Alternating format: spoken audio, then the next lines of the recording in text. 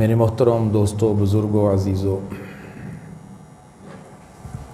جتنے بھی انبیاء علیہم السلام دنیا میں تشریف لائے ہیں،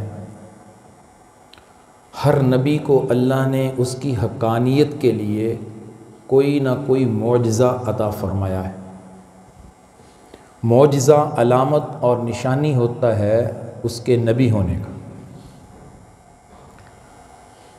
کیونکہ جو بھی نبی دنیا میں تشریف لائے ان میں اکثر قوموں کے نبی سے یہ سوال ہوتا تھا کہ آپ نبی کیسے ہیں؟ تو اللہ تعالیٰ اس کی نبوت کی حقانیت کو واضح کرنے کے لیے اسے معجزہ عطا فرما دیتے تھے۔ نبی کے فعل سے ایسا کام ہو جاتا تھا، ایسا فعل صادر ہو جاتا تھا جو عام لوگ نہیں کر سکتے تھے، اور اسی کا نام معجزہ ہے۔ جیسا کہ عیسیٰ علیہ السلام مردوں کو زندہ کر دیتے تھے، وَأُحْيِي الْمَوْتَى، مردوں کو زندہ کر دیتے تھے، کہتے تھے قُم بِإِذْنِ اللَّهِ، اللہ کے حکم سے کھڑے ہو جاؤ، مردہ زندہ ہو جاتا۔ مٹی کا پرندہ بناتے، پھونک مارتے، وہ اڑنے لگ جاتا۔ جو نبینے ہوتے ان کی آنکھوں پہ ہاتھ پھیرتے، انہیں نظر آنے لگ جاتا۔ تو اس طرح کہ معجزات اللہ اپنے پیارے پیغمبروں کو عطا فرماتا ہے تاکہ قوم کو، ان کی امت کو پتہ چلے کہ واقعی یہ نبی ہے۔ تو اللہ تعالیٰ نے حضرت محمد صلی اللہ علیہ وسلم کو بھی بہت معجزات عطا فرمائے۔ معجزات کے اوپر مستقل اہل علم نے کتابیں تصنیف فرمائیں کہ ہمارے نبی کے کون کون سے معجزات تھے۔ اللہ کے نبی کی معجزات میں سب سے بڑا معجزہ قرآن کریم ہے، جس کا مقابلہ کرنے سے ساری دنیا کے انسان عاجز ہیں۔ جب سے قرآن کا نزول ہوا ہے اس وقت سے لے کر آج تک، اور آج سے لے کر قیامت تک آنے والے آخری انسان کے لیے قرآن کریم کا ایک کھلا چیلنج ہے کہ فَأْتُوا بِسُورَةٍ مِّن مِّثْلِهِ، تم قرآن جیسی ایک صورت بنا کر لاؤ۔ تو یہ سب سے بڑا معجزہ ہے۔ اسی طرح جس پہ میں کچھ بات کرنا چاہتا ہوں وہ معجزہ ہے جس کے متعلق مشہور ہے کہ وہ معجزہ اللہ کے نبی کو رجب کے مہینے میں ملا تھا، اور یہ مہینہ بھی رجب کا ہے۔ اس معجزے کا نام واقعہ معراج ہے۔ واقعے کے متعلق آپ حضرات نے اہل علم سے سنا ہوگا، یہاں پر بھی الحمدللہ رجب کے مہینے میں اس واقعے کے اوپر روشنی ڈالی جاتی ہے۔ میں مکمل واقعہ بیان نہیں کرنا چاہتا، میں اس سے ملنے والے جو اسباق اور پیغام ہیں ان کا تذکرہ کرنا چاہتا ہوں۔ اس میں پہلی بات سمجھنے کی یہ ہے کہ کیا نبی کریم صلی اللہ علیہ وسلم نے جو یہ سفر فرمایا تھا یہ اپنے جسم اور روح کے ساتھ بنفس نفیس خود تشریف لے گئے تھے، یا آپ نے یہ خواب دیکھا تھا؟ کیونکہ ایک طبقہ اس بات پر بضد ہے کہ آپ کو خواب آیا، انہوں نے آپ علیہ الصلوۃ والسلام کے اس عظیم معجزے کا انکار کر دیا، جبکہ صحیح موقف یہ ہے، حقیقت یہ ہے، قرآن اور حدیث بتاتے ہیں کہ آپ صلی اللہ علیہ وسلم خود تشریف لے گئے تھے۔ انکار کرنے والوں کی دلیل یہ ہے کہ ایک رات میں یہ سب کچھ نہیں ہو سکتا۔ انہوں نے اس واقعے کو اپنی عقل کے اوپر پرکھنے کی کوشش کی ہے، اور معجزات کو عقل کے ترازو سے نہیں تولا جاتا۔ معجزہ کسے کہتے ہیں؟ عاجز کر دینے والا، ناممکن کو ممکن بنا دینا۔ بظاہر ظاہری آنکھ سے دیکھا جائے عقل یہ کہتی ہے ناممکن ہے، لیکن رب فرماتا ہے میرے لیے تو ممکن ہے۔ تمہارے لیے ناممکن ہے، جس رب نے یہ سفر کروایا ہے، یہ معجزہ دیا ہے، تو وہ رب بھی تو سبحان ہے۔ اس سوال کو دور کرنے کے لیے جب اللہ نے قرآن کریم میں اس معجزے کا ذکر فرمایا ہے، تو اس ذکر کا جو آغاز کیا ہے، اس آیت کا جو آغاز کیا ہے، لفظ سبحان سے کیا ہے۔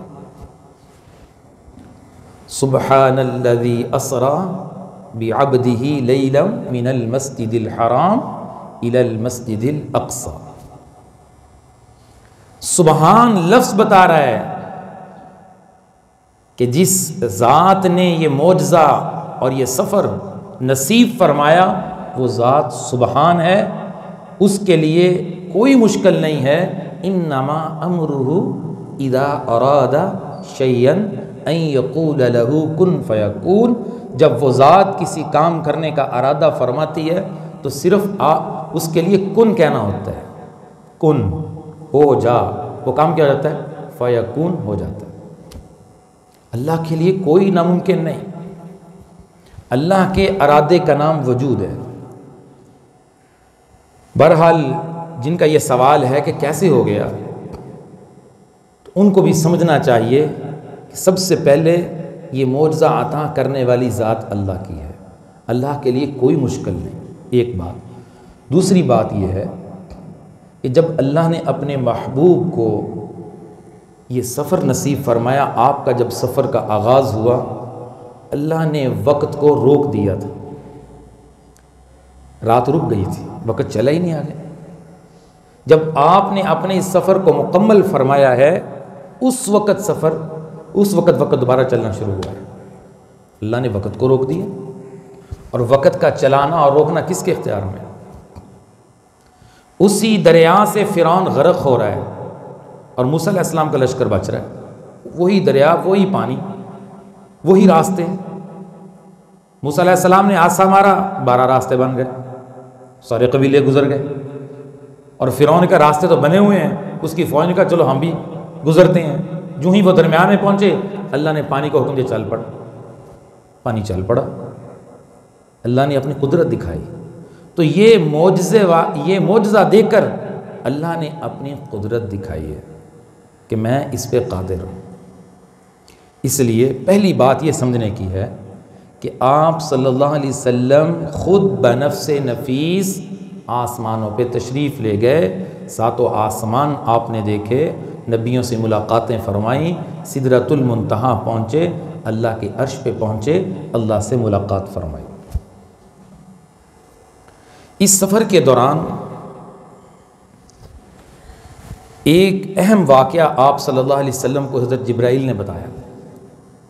اس کو بند کرو یا نہ چلایا کرو اس کو۔ حضرت جبرائیل علیہ السلام چونکہ آپ کے ساتھ سفر میں ساتھ تھے، آپ کے ساتھی تھے، آپ کی رہنمائی کرنے والے تھے، تو جب آپ نے سفر شروع کیا ہے مسجد حرام سے مسجد اقصیٰ کی طرف، راستے میں آپ صلی اللہ علیہ وسلم نے ایک خوشبو محسوس کی، تو آپ نے پوچھا جبرائیل یہ خوشبو کس چیز کی ہے؟ تو حضرت جبرائیل علیہ السلام نے بتایا کہ اے محمد صلی اللہ علیہ وسلم، یہ خوشبو فرعون کی بیٹی کے سر میں کنگھی کرنے والی جو خادمہ تھی، ملازمہ تھی، اس کی قبر سے آ رہی ہے۔ اس کی قبر سے خوشبو کیوں آ رہی ہے؟ اس نے اپنی جان اللہ کے نام پہ قربان کی تھی، اللہ نے اسے اعزاز بخشا۔ اس کے سامنے 2 راستے تھے، یا تو اپنا ایمان بچاتی یا اپنی جان بچاتی۔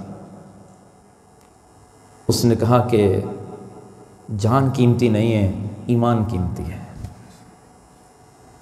جس نے جان دی ہے، یہ جان اس کے نام پہ لگ جائے، حق یہ ہے، یہ حق ہے۔ حق ادا اس وقت ہوگا جب یہ جان دینے والے کے نام پہ قربان ہو جائے۔ تاریخ اسلام بھری پڑی ہے، اللہ کے نام پہ جان دینے والے، مال دینے والے، وقت دینے والے، قربانی دینے والوں کو اللہ نے کتنا اعزاز بخشا۔ اللہ دنیا کے اندر بھی اپنے لیے قربانی دینے والوں کا اعزاز ظاہر فرما دیتے ہیں اور اپنے نافرمانوں کے لیے عذاب کو بھی ظاہر فرما دیتے ہیں، تاکہ پتہ چلے کہ اللہ اپنے سے محبت کرنے والوں کو اعزاز کتنا دیتا ہے، اپنے تعلق والوں کا اکرام کتنا فرماتا ہے۔ تو اس خاتون نے قربانی دی، موسیٰ علیہ السلام پر ایمان لائی، لمبا واقعہ ہے، میں صرف خلاصہ بتانا چاہتا ہوں۔ فرعون نے کہا، ایک روایت میں ہے کہ اس کے 2 بیٹے تھے اور بیٹیوں کا ذکر بھی ہے، کہ اگر تو ایمان نہیں چھوڑتی تو پھر سزا یہ ہے کہ تجھے تیری ان بیٹیوں کو اس ابلتے ہوئے تیل میں ڈالوں گا۔ اس نے کہا میں نہیں ایمان چھوڑتی۔ اس نے پہلی بیٹی کو ڈالا، وہ کوئلہ بن گئی، دوسری کو ڈالا، وہ کوئلہ بن گئی، لیکن وہ اس عورت نے ایمان نہیں چھوڑا۔ ایک ماں اپنے بیٹے کو بیٹی کو روتا دیکھ سکتی ہے، آپ بھی سب بچوں والے ہیں۔ باپ تو اٹھ کے دوسرے کمرے میں جا کے سو جاتا ہے، لیکن ماں نہیں سوتی، وہ اسے سلاتی ہے، اسے اٹھاتی ہے، سینے سے لگاتی ہے۔ باپ تو کہہ دیتا ہے کہ میں تنگ ہو رہا ہوں، میری نیند خراب ہو رہی، وہ تو اٹھ جائے گا، وہ چلا جائے گا، لیکن ماں کے سینے میں درد ہوتا ہے جب بچہ روتا ہے۔ آپ جانتے ہیں کہ ماں اور بیٹی کا تعلق کیا ہوتا ہے۔ اب اس موقع پہ دیکھیے کہ اس نے اپنی آنکھوں کے سامنے اپنی بیٹیوں کو کوئلہ بنتے ہوئے دیکھا۔ اس کے پیچھے وجہ کیا تھی؟ کس لیے اتنی بڑی قربانی کہ جو ماں روتا نہیں دیکھ سکتی وہ کوئلہ بنتا دیکھ رہی ہے۔ پھر فرعون نے کہا کہ اب ایمان چھوڑتی ہے؟ اس نے کہا ایمان نہیں چھوڑتی۔ اس نے کہا تیرے ساتھ بھی یہ ہوگا۔ اللہ، کیا اس خاتون کا ایمان، پھر اللہ کی طرف سے ملنے والا اعزاز، سبحان اللہ، کیا کہنے۔ اس نے کہا فقضی ما انت قاض، تو نے جو فیصلہ کرنا ہے کرو، انما تقضی هذه الحیات الدنیا، یہ تو دنیا کی زندگی کے فیصلے ہیں جو تو کر رہا ہے، تیرے اختیار میں صرف دنیا کی زندگی کا فیصلہ ہے۔ دنیا تو حقیقت نہیں ہے، حقیقت تو آخرت ہے۔ والآخرۃ خیر وابقی، آخرت بہت بہتر ہے۔ جن کو یہ بات سمجھ میں آ گئی ان کی نظروں میں دنیا کی حقیقت کچھ نہیں رہی۔ جس کو سمجھ میں آ گئی ہے، جس کو ابھی تک سمجھ نہیں آئی وہ بیچارہ دنیا بنانے میں مصروف، وہ دنیا کی کار کوٹھی بنگلوں کے پیچھے اللہ کے حکموں کو توڑ رہا ہے، اللہ سے بغاوت کر رہا ہے۔ وجہ کیا ہے؟ یحسب ان مالہ اخلدا، اس نے یہ سمجھا ہے کہ یہ مال ہمیشہ رہے گا، میں نے تو نہیں مرنا، یہ کوٹھی ہمیشہ رہے گی، یہ بنگلہ ہمیشہ رہے، یہ گاڑیاں، یہ سب ہمیشہ رہیں گے، اس کا یہ گمان ہے۔ اللہ فرماتا ہے ایسا نہیں ہے، کلا لینبذن فی الحطمہ وما ادراک ما الحطمہ، تم یہ سمجھتے ہو کہ یہ ہمیشہ رہے گا؟ جس کو یہ سمجھ آ گئی بات، اس کے لیے اللہ کے نام پر مال دینا، جان دینا، وقت دینا، قربان ہونا کوئی مشکل نہیں۔ وہ کٹ جاتے ہیں۔ اہل فلسطین کو بات سمجھ میں آ گئی تھی، اس لیے اپنی جانوں کے نذرانے پیش کر دیے، بچے پیش کر دیے، عورتیں پیش کر دی، بوڑھے پیش ہو گئے، جوان پیش ہو گئے، اور قربانیوں کی ایک تاریخ رقم کر دی، لیکن کفر کے آگے جھکے نہیں ہے، کفر کے آگے جھکے نہیں ہے۔ اسباب نہیں دیکھے، ایمان دیکھا ہے۔ غزوہ بدر میں نکلنے والوں نے اسباب نہیں دیکھے، انہوں نے اپنے ایمان کی طاقت پہ مقابلہ کیا ہے۔ مسلمان کبھی اسباب نہیں دیکھتا، مسلمان کبھی اپنے پاس طاقت نہیں دیکھتا، مسلمان دیکھتا ہے میرے پاس ایمان ہے۔ پھر اللہ بھی یہی فرماتے ہیں وَأَنْتُمُ الْأَعْلَوْنَ، تم ہی غالب رہو گے اگر تمہارے پاس ایمان ہے۔ ایمان کی طاقت سب سے بڑی طاقت ہے، اس طاقت سے جو ٹکراتا ہے وہ بچ نہیں پاتا۔ پوری تاریخ اسلام مجھے آپ کو یہی پیغام دیتی ہے کہ ایمان کی طاقت سب سے بڑی طاقت ہے۔ میرا رب بھی یہی فرماتا ہے، ان الذین قالوا ربنا اللہ ثم استقاموا، جنہوں نے کہہ دیا ہمارا رب اللہ ہے، ثم استقاموا، پھر ڈٹ گئے، ادھر ادھر نہیں ہوئے، ایمان نہیں بیچا، ایمان کو فروخت نہیں کیا، پھر جھکے نہیں ہیں، اس لیے کہ دل میں نور ایمان تھا، اس نے جھکنے ہی نہیں دیا۔ تو میرا اللہ فرماتا ہے فلا خوف علیہم ولا هم يحزنون، ان پر کوئی خوف نہیں، کوئی غم نہیں۔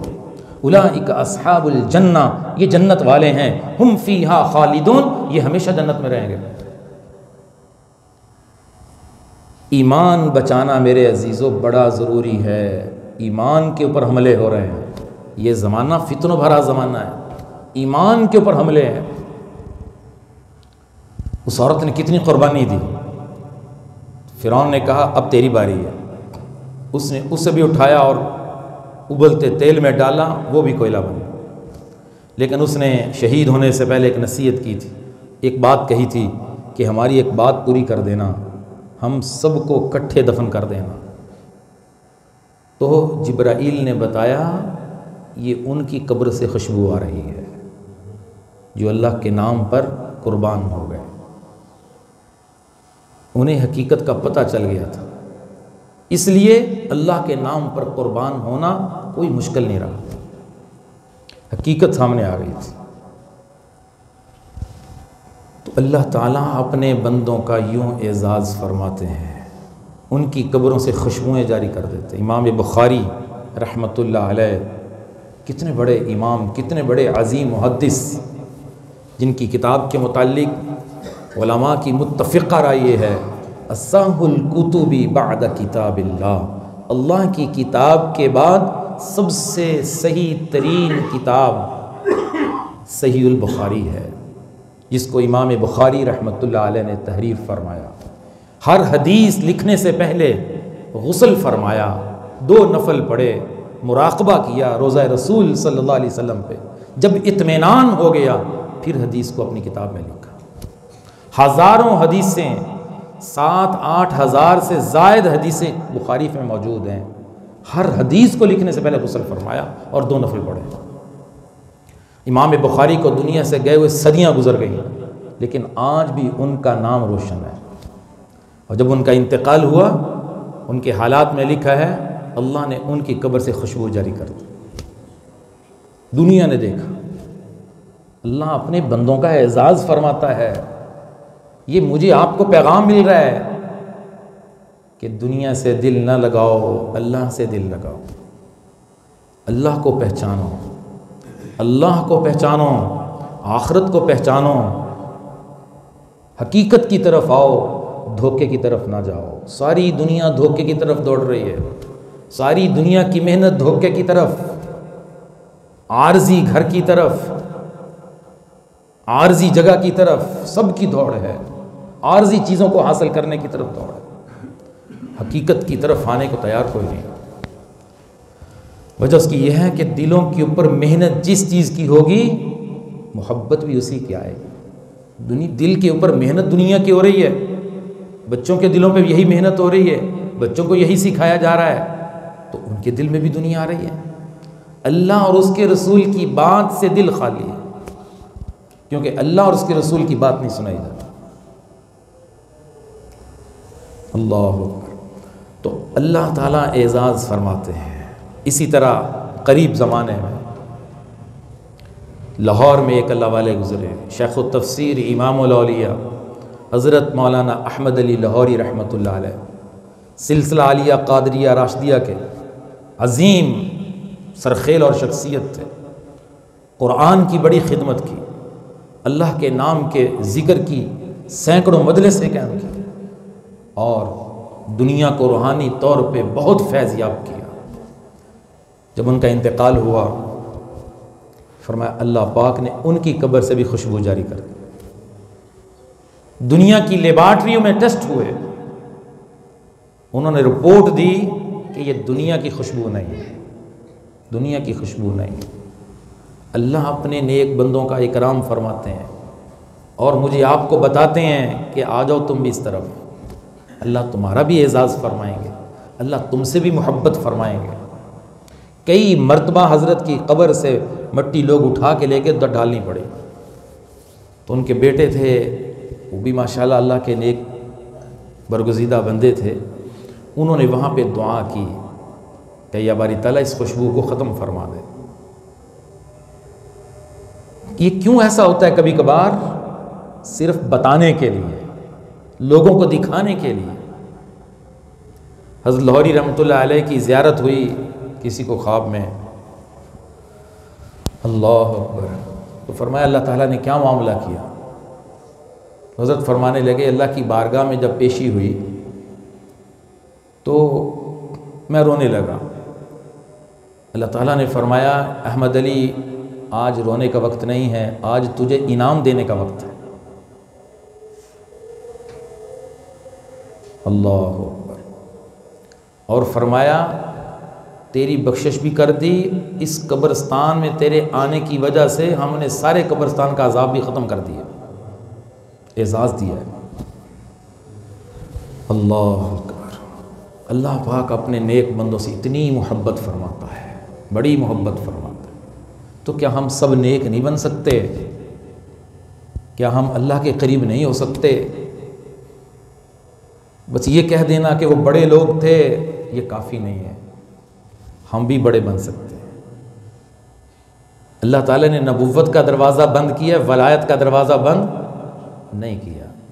نبی کوئی اپنی محنت سے نہیں بن سکتا، نبوت کا تاج اللہ ہی سجاتے ہیں۔ ولی ہر بندہ اپنی محنت سے بن سکتا ہے، اپنے اللہ کے قریب ہو سکتا ہے، اپنے نبی کے قریب ہو سکتا ہے، صرف تھوڑی محنت درکار ہے۔ محنت کے بعد اس کا نتیجہ بہت اچھا نکلتا ہے۔ تو اللہ کے نبی صلی اللہ علیہ وسلم کے میں سفر معراج کا کہ کچھ واقعات عرض کر رہا تھا، تو آپ صلی اللہ علیہ وسلم اس خوشبو جب آئی تو پوچھا، یہ سارا واقعہ پیش آیا اور جبرائیل علیہ السلام نے بتایا۔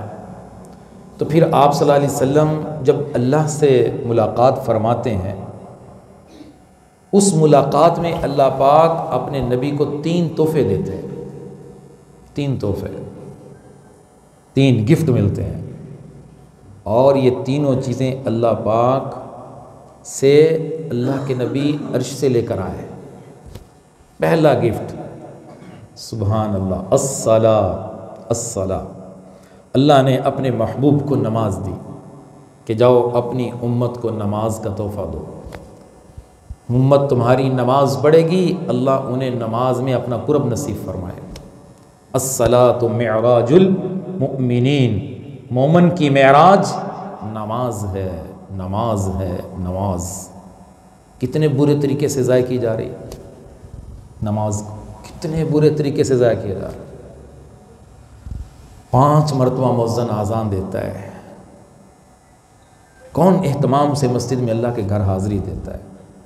اتنا عظیم خوبصورت تحفہ اللہ پاک سے آسمانوں سے لے کر آئے، سارے احکام زمین پر آئے، نماز کا حکم اوپر بلایا گیا، سارے احکام زمین پر وحی کے ذریعے آئے، جبرائیل علیہ السلام لے کر آئے، لیکن نماز کا فریضہ، نماز کا عمل، نماز کا تحفہ دینے کے لیے آپ کو آسمان پہ بلایا گیا، اور یہ براہ راست دیا گیا، اس میں جبرائیل واسطہ نہیں ہے، باقی سارے احکام میں جبرائیل واسطہ ہے، اس میں جبرائیل کا واسطہ نہیں ہے، براہ راست اللہ نے اپنے نبی کو نماز کا تحفہ دیا ہے کہ اپنی امت کو بھی جا کر یہ نماز کا تحفہ دے۔ امت نماز پڑھے گی، اللہ پاک کی رحمت نصیب ہوگی، گھروں میں بے برکتیاں، مال میں بے برکتیاں، زندگیوں میں بے برکتیاں، سبب کیا ہے؟ زندگیوں سے نماز نکل گئی۔ اتنا خوبصورت ملنے والا تحفہ امت نے چھوڑ دیا، جس میں مومن کی معراج تھی۔ اور دوسرا تحفہ ملا سورۃ البقرہ کی آخری آیات، آمن الرسول بما انزل الیہ من ربہ والمؤمنون کل آمن باللہ وملائکتہ، پوری سورت کے آخر تک یہ آخری آیات بھی وہاں ملی۔ اور تیسرا تحفہ یہ ملا تھا کہ اللہ کے نبی کی دعائیں تھیں، یا اللہ میری امت کو معاف کر دے، تو آپ اللہ تعالیٰ نے اپنے نبی کو یہ تحفہ دیا کہ آپ کی امت کے ہر گناہ معاف ہو جائے گا سوائے شرک کے۔ مشرک کی بخشش نہیں کروں گا، شرک والا گناہ معاف نہیں ہوگا اگر بغیر توبہ کے دنیا سے چلا گیا۔ شرک کرتے کرتے دنیا سے چلا گیا، اس کی کوئی معافی نہیں، باقی اس کے علاوہ ہر گناہ اللہ معاف فرما دے۔ یہ 3 تحفے دے کر اللہ نے اپنے نبی کو بھیجا۔ اللہ تعالیٰ ہمیں بھی ان پر عمل کرنے کی توفیق نصیب فرمائے۔ وآخر دعوانا ان الحمد للہ رب العالمین۔